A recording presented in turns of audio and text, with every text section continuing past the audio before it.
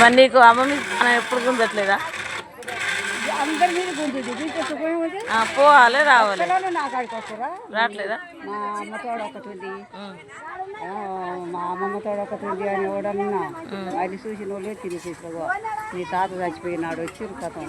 వాళ్ళు వచ్చిర్రు తాత చచ్చిపోయినప్పుడు? తాత చచ్చిపోయినాడు మామయ్య వచ్చింది, ఈ మామయ్య వచ్చింది, అమ్మాయి వచ్చింది, ఇద్దరు వచ్చింది, అమ్మ వచ్చింది, చంద్రమ్మ నలుగురు వచ్చింది. మరి నలుగురు వచ్చినప్పుడు నీకు అక్కడికి రావాలనిపిస్తలేదా? రావాలంటే నేను ఒక్కదాన్ని ఇన్నాళ్ళు వచ్చిన ఇప్పుడు వస్తున్నా. నగరకల్లా దిగితే మంచి ఆటోలేనే. అది ఇల్లు కోసం ఉంది అక్కడ. ఓలే ఇప్పుడు ఆటోలు పోతున్నాయి ఆడదాకా. మామయ్య మామయ్య ఇప్పుడు ఆటోలు అన్నీ పోతూనే ఉన్నాయి, అన్ని రోడ్లు అయినాయి. తీసుకుపోతారా అలా వాళ్ళ ఇల్లు అంటే తోటలకు అని చెప్పాలి. మామిడి తోటలకు భుజంగం ఇంటికంటే దేవుని ఎల్లమ్మ గుడికి కట్టుకుంటే చాలు. ఎల్లమ్మ గుడికి ముందటే అందరు ఇండ్లు ఉన్నాయి ఆడనే. పెద్ద తాతలు చిన్న తాతల ఇండ్లు అన్నీ ఆడనే ఉన్నాయి. మరి నువ్వైనా పిలిపించుకోవచ్చు కదా. ఎవరు వస్తారా? ఫోన్ నెంబర్ లేవా? ఫోన్ నెంబర్ ఉంటే పిలిపించుకుంటున్నాను. ఫోన్ నెంబర్ నాకు ఓలియలే. అమ్మ ఒక్కతి ఉంది ఇప్పుడు, ఇద్దరు పోయిర్రు.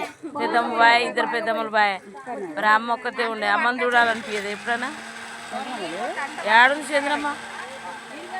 చంద్రమ్మ చచ్చిపోయి ఇప్పుడు 3 ఏళ్ళు అవుతుంటే.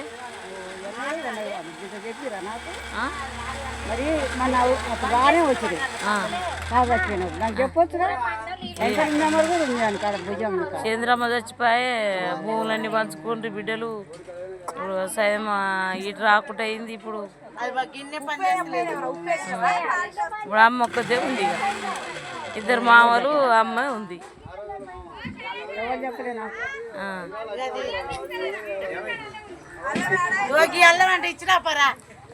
రావాలి పోవాలి. సరే అమ్మమ్మ, మరే ఎప్పుడన్నా రా మా ఇంటికి.